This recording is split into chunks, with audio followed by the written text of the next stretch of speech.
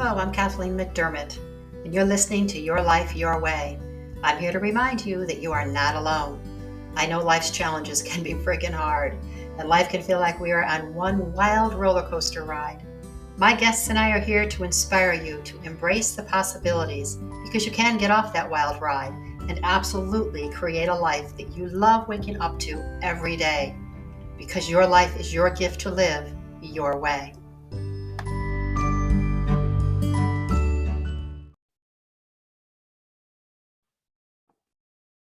Good afternoon. I could not be happier to welcome Kira Whitham with us today. She is my absolute favorite functional medicine nutritionist. She is my friend, and she has just been a joy to get to know. And the points of womanhood that she serves, whether it covers hormones, whether it covers autoimmune, whether it covers gut health, she is a wealth of information, support, guidance, and I think probably my favorite thing in introducing Kira, besides the fact that she's my friend and I think she's pretty gosh darn special, is that she really looks at each individual client, each individual woman as just that, an individual woman who is strictly unique, special, and like no one else, and does not put everyone in the same bucket and treats them all the same way. But I'm going to let Kira take over and give us her own introduction of herself. I know we don't always like talking about ourselves in that way, but I hope that she does, and give us a little background of where you've been, how you got to where you are, and go ahead, Kira. Yeah, well, thank you for having me first. My pleasure. So yeah, I mean, Kathleen, you covered it. I'm Kira, functional medicine trained nutritionist, but started out with just nutrition.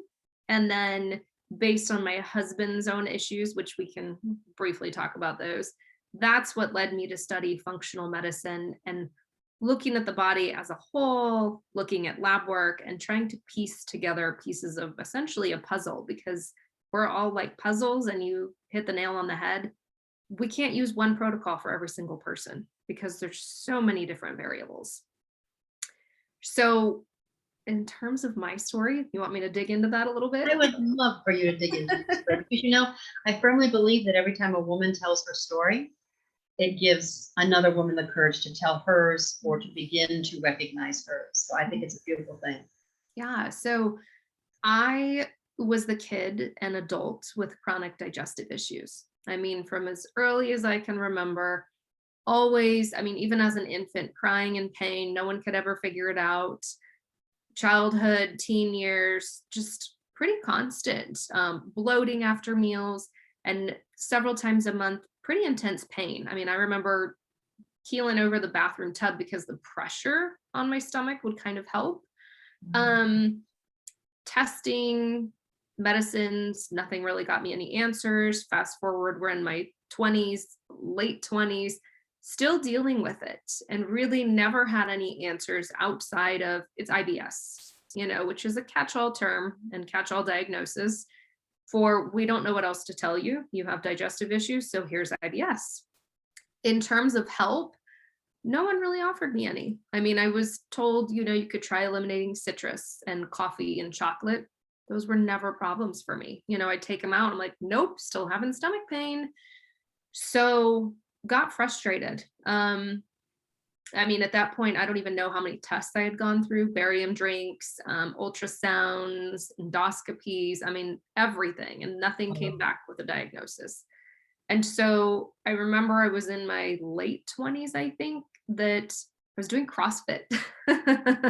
doing That's pretty intense. doing all the crazy workouts. But back then I laugh at this. I was doing it so I could eat whatever I wanted, right? Because that's why you work out. This is true. We have to admit. Yeah. Well, the coach said to me, have you ever thought about changing up your diet? And I'm like, no, that's why I'm here.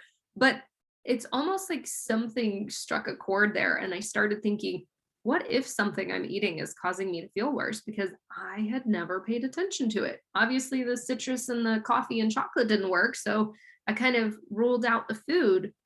And I was the person that, I mean, I grew up eating a fairly healthy diet, But I also believe that, I mean, if it's on a grocery store shelf or if it's in a restaurant, it's food. It doesn't matter. You just eat what you want to eat. So at that point, I said, I'm going to start learning about nutrition. And I went back and I started working towards my master's just to help myself. I mean, I was a middle school English teacher. I had zero desire of actually doing anything for a living because I just gotten into that field. And That's a whole other topic of conversation. Right. But let me tell you, the stress of that job was exacerbating my symptoms. So went and got my degree. Fast forward, I think it was 5 years later by the time we moved cross country, had a baby, all that. So 5 years later, finished my holistic nutrition degree and realized I actually want to help others do this, because at that point I had gotten so much relief. My symptoms were, never gone, but mild, and they didn't come up as often as they had been. So that was my first, I think food might relate to why my body isn't isn't doing so well. And then very shortly after that, my son was born and my husband was diagnosed with 2 autoimmune disorders back to back. Wow. Conventional medicine said, take these steroids, you're on them for the rest of your life. You're going to go on a liver transplant list if nothing improves. And I thought, that doesn't seem right. Like, let me use food as much as I can. Sounds awfully drastic for the initial diagnosis. Well, Liver list. and it was also a diagnosis of autoimmune hepatitis. So pretty severe. I mean, he was fully jaundiced. Wow. At that point, I kind of begged him, hey, don't take the steroids. Just trust me on this. Let's go on an autoimmune diet. Let me do some research. And so that's when I came across a functional medicine doctor. Never even heard the term, knew it was somewhat like integrative or holistic, but that's all I knew. And I'll fast forward again, within 6 months, he was fully in remission, never touched the steroids, figured out all sorts of things that were going on in his body, stress, gut health, heavy metals. I mean, so many things. And that is what sparked my ongoing interest in functional medicine and maybe a little obsession. Because it's a good thing in this case. 6 years later, I'm still obsessed. Yeah. And that's my story. And did you find that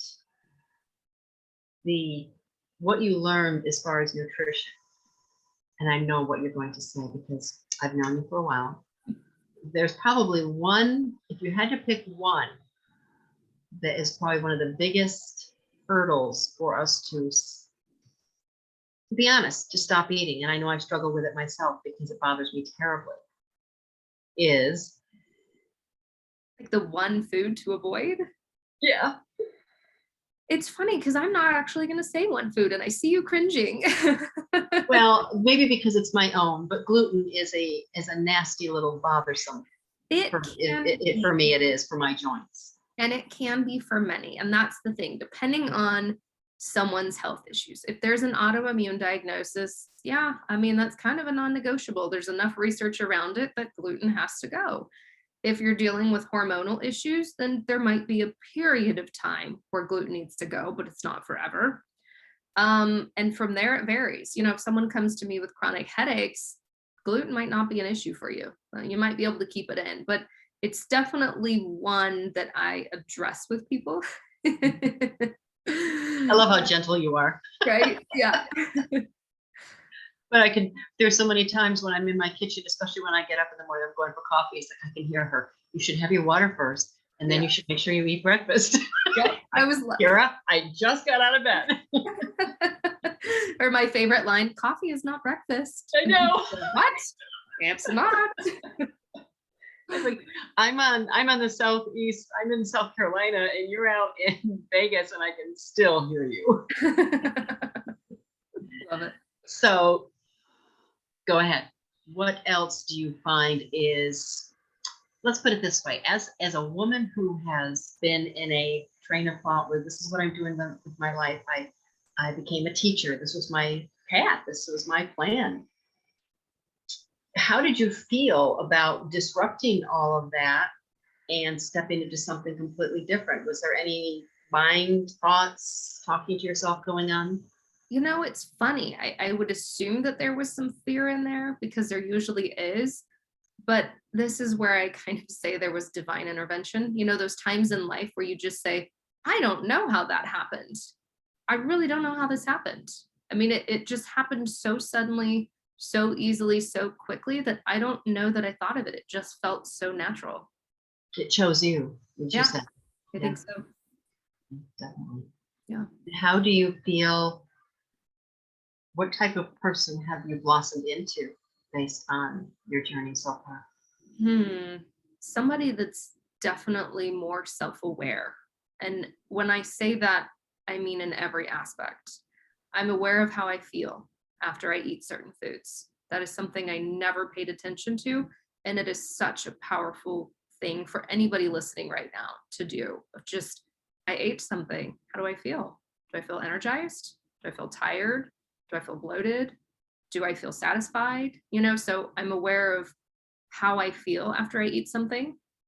Um, I'm aware of my stress levels and when I start getting overwhelmed and how I need to tackle that. I'm aware of when I need to say no or when I overcommit, which I tend to be one of those. I'm aware of my sleep. I'm aware of habits. I mean, I'm just a person that's aware versus somebody who is kind of going through life as a zombie. That's huge. Yeah. And even if you begin to be aware of one of those areas, and that's what it is really, you begin to take, you're aware of this point, then you become aware of the next point, and eventually you're just, as you're saying, you're aware of how you're moving through your day and your life and what's affecting you and how it affects others. You have a family, Mm. and that awareness brings a lot of freedom. Yeah. It really does, because then from there you have choice. I know that this food makes me feel poor. I know that staying up till 1 in the morning makes me feel terrible. Am I willing to do it? Because it's my choice. As everything is, Yep. the consequences we have to deal with. Yeah. But everything is a choice. Yeah. So where do you find yourself? I know that there are certain areas of women's health that have stood out for you. And I know hormones are definitely an area, and let's face it, as women, and I just said before we got started here today that when we hear the word hormones, we think, correct me if I'm wrong, but I think as a woman, first thing I always thought of was hot flashes. And I never even really had those. But I think the change of life, menopause, which really it was perimenopause for me that was the nightmare. Yep. And I have to think that if I had to guess, I would say that all my challenges weren't just perimenopause. I would be willing to bet that I had a lot of messed up hormones going on from a variety of things. Could have been my diet at the time, Mhm. but no doctor addressed it.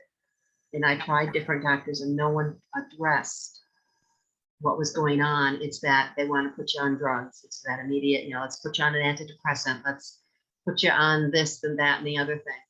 But there isn't any addressing of it. How does functional medicine address and look at the individual woman as a whole, as a person, as a human being Mhm. versus regular medicine? Just a number. Yeah. I mean, lab work is important, sure. And that's the first thing. A lot of times doctors aren't even testing everything that they need to test, right? They'll just look at estrogen, progesterone, maybe DHEA and say, things look fine. But I mean, are they fine or are they optimal? Because there's a difference. I don't want to feel fine. I want to feel really good. And a lot of times when we look at lab work, doctors will say things are fine and they're at the low end of the reference range. So that's the first thing. Functional medicine is looking more for optimal ranges and then continuing to dig. So let's say, we look at progesterone and estrogen and it's like, oh, those look amazing. They really do look great. Well, what else could be going on? Is it something with your cortisol levels? Because that's going to make you feel poor. Could it be something with gut health? Because this is a very common misconception. Women think, well, my hormones are the problem. My hormones are out of balance. I have PMS, I have hot flashes, I have all these issues with my hormones. The thing is hormones are just little chemical messengers. They're just like the side guys over here. They're not actually the problem. When hormones go out of balance, it means that something else in the body is out of balance. And that's the difference with functional versus conventional. Conventional is just going to look at the hormones. Oh, you're getting older. You're going through menopause. That's what it is. But in reality, if you're having symptoms, yeah, your hormones can be messed up, but what else is going on? Are you under intense amounts of stress and that's tanking your progesterone or your cortisol levels? Is the stress impacting your microbiome and that's impacting your gut? And now you've got infections and now you're also fatigued. I mean, there's Which is so all going to affect the hormones. yes. And that's that all of this goes back together. So it's looking at multiple aspects of the person. What are all of your symptoms? What do the labs show? What's your stress look like? What's your sleep look like? What's your food look like? It's piecing it all together. Like I said, it's a puzzle to figure out why are your hormones out of balance, because age is not an excuse. Very good point. And you actually order labs. Can you tell us a little bit about how that works? Yeah, I mean, I run various ones depending on what I think someone needs. I'm newly obsessed with hair testing. As Kathleen knows, got trained as a HTMA practitioner, but it's fascinating because you don't realize how much minerals impact things. I mean, obviously from a food standpoint, right? We say, well, you need to eat a wide variety to get your vitamins and minerals, but it is so easy to become depleted, either not eating the right things due to stress, due to those infections. And then when we can correct mineral imbalances, we can correct a lot of what's going on with hormones.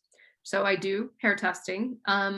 Sometimes I run regular labs, like a full thyroid panel. If somebody just comes to me and really is convinced that their thyroid's out of balance, I say, trust your intuition. There's a reason why you're thinking that, but your doctor just checked TSH and T4, which is fine, but you're missing the other pieces of the puzzle. So you need to get a full thyroid panel. So maybe we'll run that. I do stool testing because so much begins in the gut, even if you don't have digestive issues. And then, yeah, I will do hormone testing, but it's funny, focusing more on hormones, hormone testing is the last test I run.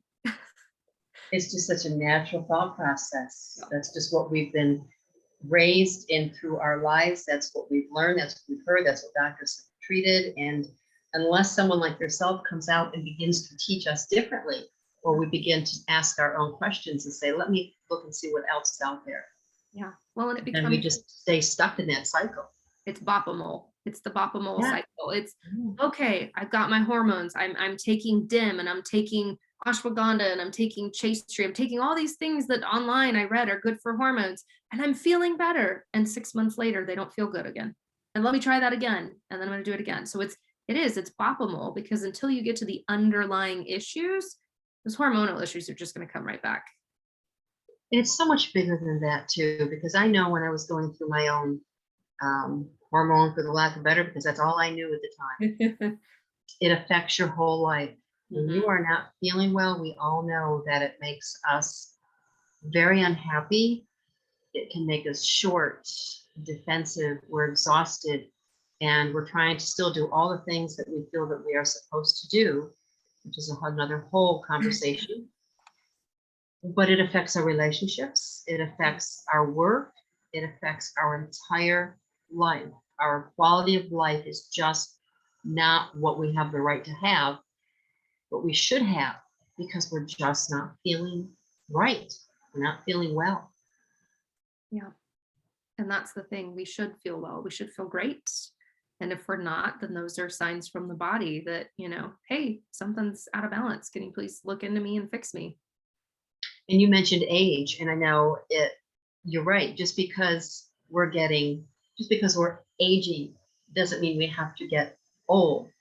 But there's that other common misconception that, oh, you're feeling like that. Well, you're getting old. Yeah.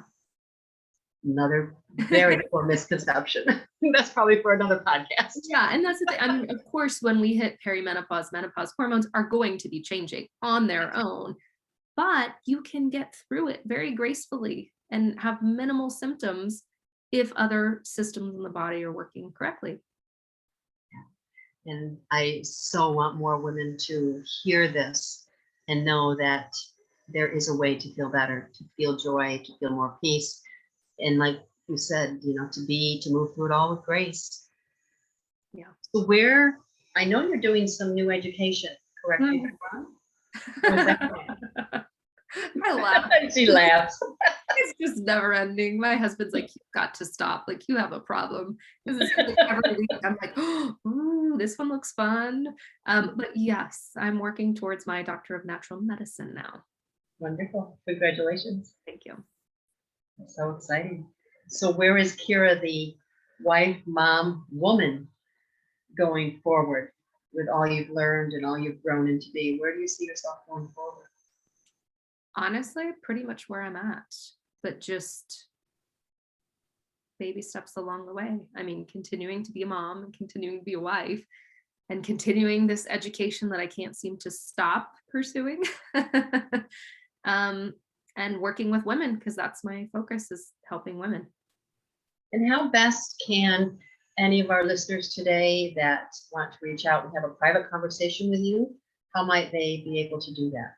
Yeah, they can go to my website, www.anourishedlifenutrition.com. It's a long one, but you can go to, I think it's under services or work with me.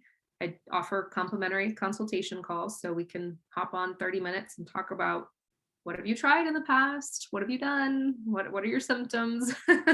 Can we troubleshoot anything in 30 minutes? Or then on social media. I mean, I've got a Facebook group for women. I'm sorry if there's any men listening, but a Facebook group for women called Heal Your Hormones and Fix Your Fatigue. Yeah, I think that's it.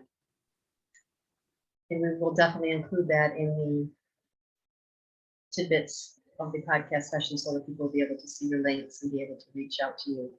Can you just take a moment, if you would, and touch again, you've said the word stress a few times, but can you maybe elaborate a little bit more? Because let's face it, we are just on that roller coaster, that hamster wheel, stress and life, health, wellness. Can you just elaborate a little bit more from your perspective on stress and how it's affecting? Yeah, I mean, stress on its own will impact every organ, every system in the body, and just create chaos. But I want to say around that, I'm amazed at how many are not self-aware. So we'll go back to that. Some come to me knowing. I ask them intuitively, what do you think caused your health to fail? What do you think it was? And many will say stress. So they know that. But then others, when we start talking about stress, they say, well, I don't feel stressed. I feel fine. So then we've got to do some digging. Okay, so you're a type A personality. How often do you sit down? How often do you relax? Can you spend 30 minutes just taking a bath, or are you, itching at the walls because you have 500 things to do? So stress, that could be a conversation for another day. Yeah, part two. Yeah, part two, but stress just wreaks havoc. I mean, it's going to tank your minerals. It's going to impact your cortisol levels, which is then going to impact your progesterone, which is then going to impact your estrogen. Then we're impacting the microbiome. I mean, it creates a ripple effect like no other. And I realize that Kathleen and I cannot take away your stress. There's nothing I can do. We don't have magic wands, but you have to be self-aware and recognize, okay, I don't know how to sit down. I don't know how to sit with myself. I don't know how to be calm. I have no idea what nervous system regulation looks like. Recognize that. And then from there, develop a plan of action. I mean, you should be doing something for yourself every single day that calms the body and calms the mind. So TV does not count. And that's a perfect segue into, because exactly what you guide women on and teach women on, and as I do, is that when you're creating, you do have the right and the ability to create your life your way, because each individual woman's body is different. Even if two women, if you're working with two women and they're going through the exact same stressors and illness, whatever happens to be going on, it's still different because it's theirs. They're processing it in their own way. So when they're creating a plan with you to move forward and break down what's going on and help to heal them so that they can feel well and happy, enjoy their life, it's going to be developed for them personally. So it's going to be with their input. So they're actually going to have a hand in creating their path to wellness and feeling better. They're not just going to be told, well, you do these 6 things and your life will magically be glorious. Yeah. I'm the same way. I'm not going to give you 6 things, but it has to match. It has to serve you. And that comes back to what you're saying. We need to be calm, to rest, to sit down, what serves that individual woman. Mhm. Yep. Because what serves her may not serve you or me or 1,000 other women. And that's the joy of finding your way, because it's actually something that you're going to do. Yeah. It has to be It's something. actually, yes. Yeah. Yeah. Yeah. Anything else you'd like to top us off with? Oh goodness. Or should we Um, save for a part two? I mean, we can definitely save for a part two, but I think a takeaway I started to notice the theme was the self-aware. So work on your awareness around things, how you feel with food choices. That's a big one. I know we didn't talk too much about food, but food's a sore spot for many women because, the gluten piece is one, but then wait, coffee isn't breakfast. And am I allowed to have carbs? And is keto the best diet? And just again, goes back to awareness. How do you feel when you eat those things? How do you feel on that diet? Is it sustainable for you? And go from there. Wonderful. Well, I can't thank you enough for being here today. And I absolutely do want to have you back, because there is so much more to delve into to help us all feel better, to develop that awareness and to begin to feel well and have a much better quality of life. Hmm. So, Kira Whitham, thank you so much for being with us today. Thank you. Wishing you all the best. And we are getting into a new year coming up. So can't wait to see what that's going to bring us all. Yeah. Well, thank you so much for having me. You're welcome.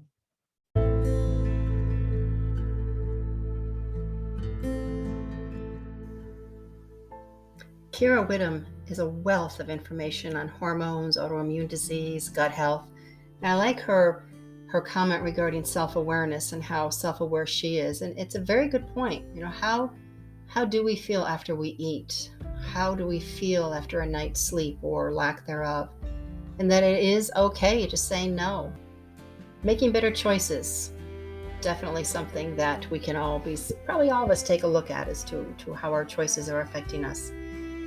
And I also like her point, hormones may not be the problem, but they might be the messenger. Please feel free to reach out to Kira and continue the conversation if you have questions about any of these things that she was talking about today. And I definitely will be having her back. As a stress and lifestyle management coach myself, I understand how all of these are intertwined with stress, and stress affects us so heavily in so many ways. If you'd like to know more about the stress and lifestyle management coaching, therapeutic yoga, and Yogalosophy and me, go to www.yogalosophy.method.com. Reach out if you have any questions. You can reach me on Instagram, CatMcD99. You'll see Yogalosophy there. You can find me on Facebook, and I also have a private group, Yogalosophy Private Group. Love to have you join. Thank you for listening today. And if you found any of this information inspiring, or if you think it might serve someone else who is struggling with their hormones, maybe autoimmune disease, have them listen. Feel free to share with your family and friends. And if you feel it in your heart, stumbling over my words, if you feel it in your heart to leave a review, I would love that as well. Thank you so much for listening. Hope the rest of your day is absolutely amazing. Peace and blessings.